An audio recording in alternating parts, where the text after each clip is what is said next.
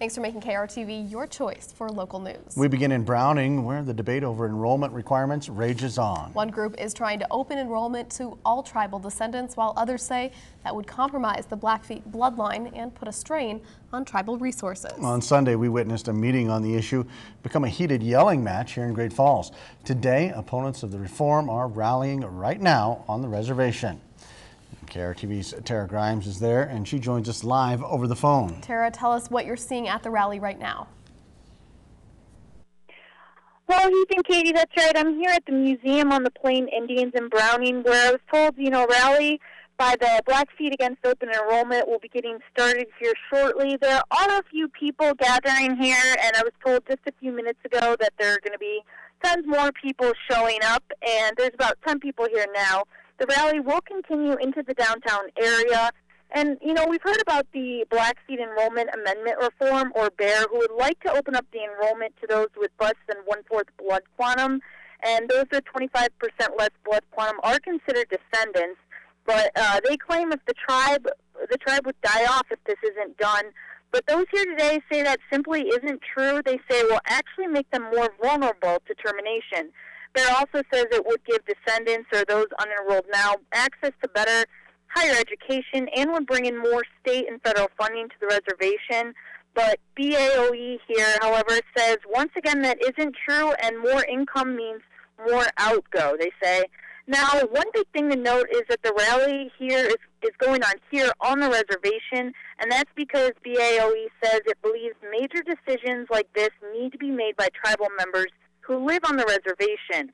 The Blackfeet Nation doesn't allow absentee voting, but the way BEAR is trying to do it, it's what's called a secretarial election that would allow enrolled members off the reservation to vote.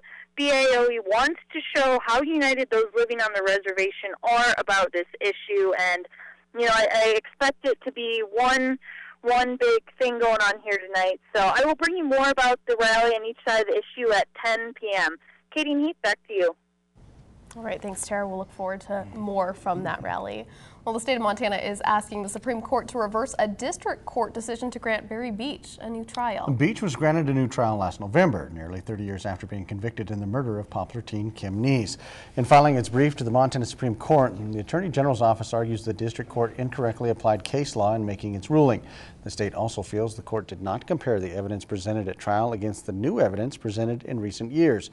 In justifying this position, the state points to the ways it corroborated Beach's confession during trial. For example, the fact that Beach knew exactly where Kim Nee's body was found and how it was positioned. Conversely, the AG's office argues there's no corroboration for the newly introduced evidence, only hearsay.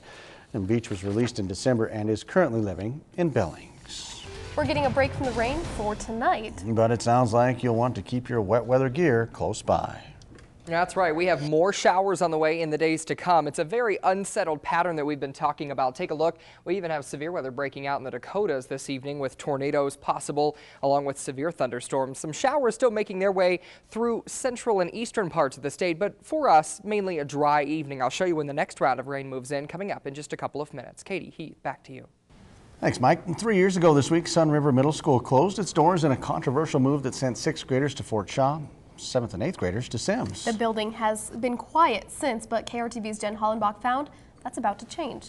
Running 2 schools is cheaper than running 3. Enrollment and budget concerns led school administrators to close the doors to Sun River Middle School in 2009, but the building has been sitting empty ever since. We've been trying to sell it. We declared the property undesirable and obsolete, and so we've been looking for a buyer. After years of hoping, the Sun River Valley School District has found a buyer, the Good News Church. They're going to be good neighbors for the town of Sun River. School board member Russ Bloom says it will also help curb the financial burden the district is facing. This vacant building costs the school district nearly $15,000 annually to maintain.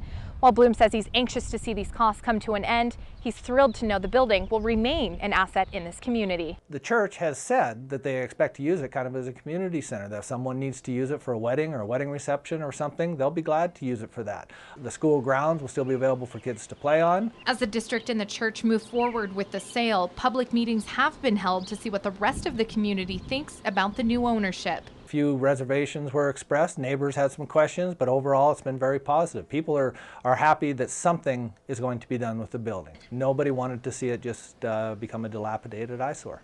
While there is no real profit to be made in the sale of the school, the funds that have been used to maintain the empty building will be reinvested into the students. In Sun River, Jen Hollenbach for Montana's news station. And the board is expected to finalize the sale at their next meeting, June 12th. Another Great Falls principal will be moving across town. This time, it's her decision to make a change. Vicki Donasorp is retiring as the principal at Lewis and Clark Elementary to take the same position at Central Catholic High School. She was replacing Hugh Smith. He's been at Central since classes reconvened in 2000. Both say they're excited about the change. And I know Central has a very great little community and a real strong support system with all their families, and it's a great group of young people over there, and they have a great staff. So I'm looking forward to a very new challenge. The hours that have been required in the principal and activities director, normal day 12 to 13, weekends 16 to 17 hours, and now that I'll be moving into the advancement and development office, I'm hoping it'll be more of an 8 to 5 job. Donna Thorpe has been with Great Falls Public Schools for 25 years. She will begin her new duties on July 2nd. KRTV asked all 10 candidates running for governor where they stand on the big issues facing our state. And tonight we meet Laurel business owner and former state senator Ken Miller. We asked the Republican candidate what he thinks of the state's current eminent domain law. Miller says he doesn't believe the law protects property owners. He says private property rights are paramount to the U.S. Constitution, and eminent domain should only be used in very few specific usages. To learn more about Miller and the other candidates, head to KRTV.com. You can find out where they stand on the budget, social issues, and even wolves. Well, in the race for district judge, candidate Greg Pinsky has experience in the courtroom and the classroom. Pinsky taught law at the University of Minnesota and has experience as a criminal prosecutor. He tells KRTV he believes a judge should be dedicated to making his community better. I've appeared before courts in 22 states, something few other lawyers have ever done. And I think that that gives me the ideas and the enthusiasm and the experience to be able to make those tough decisions and to be able to make the court system in Cascade County a better place. And 2 of the 4 judges running for the district court seat will make it through to the general election. 1/5 of the state's criminal offenders are serving their sentence behind bars. The other 80% are serving in an alternative setting, and for many that means back in the community. In this special assignment report, the news station's Aaron Shermley explores probation and parole to find out if the system is successful when it comes to public safety. It's just something just came to me one day and I was like, I'm so tired of this stuff, Amber Short is currently on probation as part of a 7-year sentence for felony burglary. I got used to it and I like it because it keeps me on track and I got a great PO. Being on probation has helped her stay out of trouble, but it hasn't been an easy road. Short's burglary arrest came shortly after she finished a 6-year prison stint for drug charges. Got back with the old crowd and started drinking again and got in trouble. The first year back in the community for an offender is crucial. 52% of males and 49% of females will return back to prison in that time period. If we can engage in that process and help the offender be successful, we are helping public safety because that offender is less likely to go out and commit a violation or a new crime. In fact, Handa says only 9% return due to new crimes committed. Violating the terms of their release is the overwhelming reason roughly 50% of offenders return to prison.